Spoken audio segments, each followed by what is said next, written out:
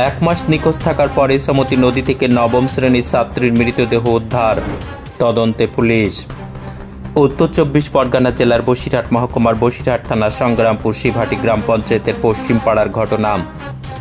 গত মাসের 1 মার্চ তারিখে প্রাইভেট পড়ে বাড়ি ফিরতে দেরি করায় মায়ের কাছে বকুনি শুনে বাড়ি থেকে বেরিয়ে পড়েছিল বসিরহাট হরিমোহন দালাল গার্লস হাই স্কুলের নবম শ্রেণীর ছাত্রী নাফিসা সুলতানা, বয়স 14 বছর।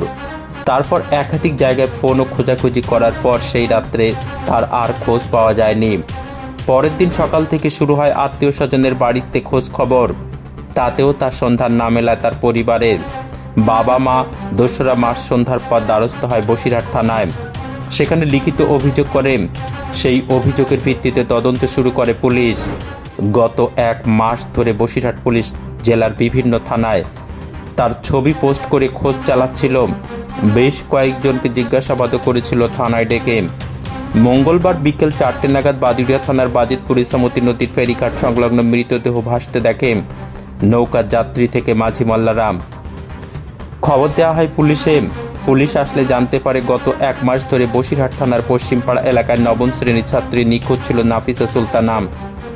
একদিকে পুলিশকে খবর দেওয়া হয়, অন্যদিকে নিখোঁজ ছাত্রীর পরিবারকে খবর দিলে ঘটনাস্থলে গিয়ে তাদের মেয়েকে শনাক্ত করে সেই নিখোঁজ ছাত্রীর মৃতদেহ উদ্ধার করে ময়না তদন্তের জন্য বসিরহাট স্বাস্থ্য জেলার পুলিশ মর্গে পাঠানো হয়েছে বলে মনে করা হচ্ছে।